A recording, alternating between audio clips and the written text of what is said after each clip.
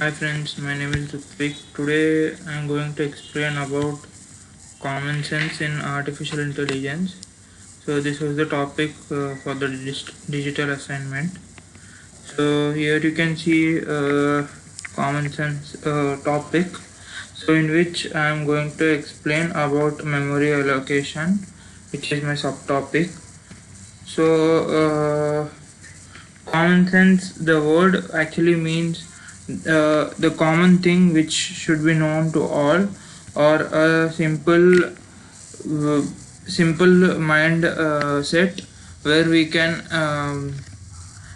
understand each and everything carefully. So in artificial intelligence also we need some common sense for behaving the artificial intelligence as a human brain. So common sense reasoning stimulates the human ability to use the common sense knowledge to make pre-assumptions about the type and essence of the ordinary situations. So it can also encountered in day-to-day life for changing the mindsets and information about everything in a given scenario. So the human level attempt for making AI into a common sense knowledge was done in 1990 by Lind and Guha. So here you can see the brief understanding about importance of common sense and in AI. So applications based on common sense reasoning in AI was developed in 2013 by MIT researchers for an bully space app where we can also accommodate a space, artificial space where we can practice with the helps of space machines and robots.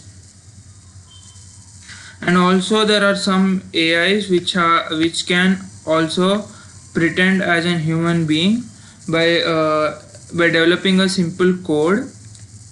So this was the brief understanding about common sense in AI. Now I am going to move on my topic, which is known as memory allocation.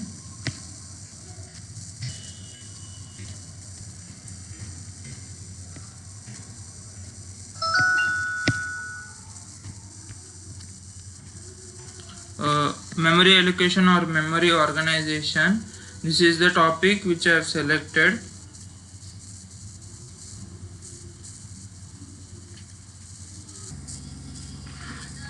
And then memory organization is the central to common sense behavior.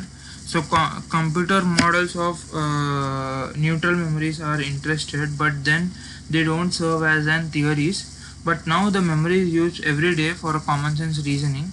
So psychologically AI seeks to address these issues. So psychological studies have been made by using short-term memory and long-term memory. So long-term memory is also divided into episodic memory and semantic memory. Episodic memory contains information about past personal experience.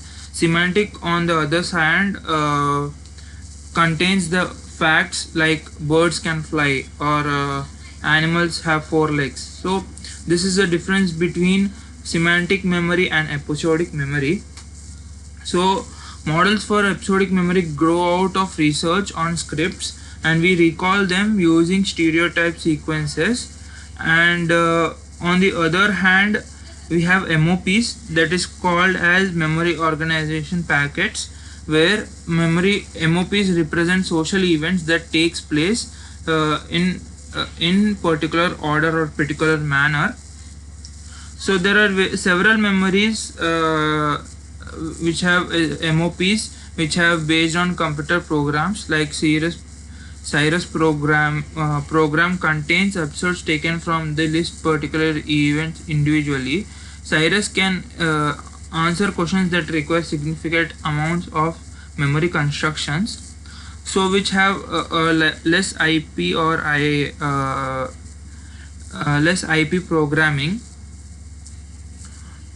So a complete theory of human memory has not yet discovered, but we have number of facts in our disposable or in our database which can be helpful for organizing the memory in a particular manner.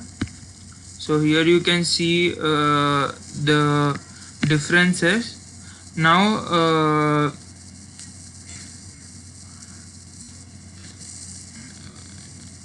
so this was about memory organization. So I think I've covered it. I didn't cover line by line, but I think so I've covered it mostly. So thank you, Rajesh Kumar sir, for providing this opportunity for learning more and more about artificial intelligence, which is an trending topic in the outside world, in software world. So thank you friends for listening to this video.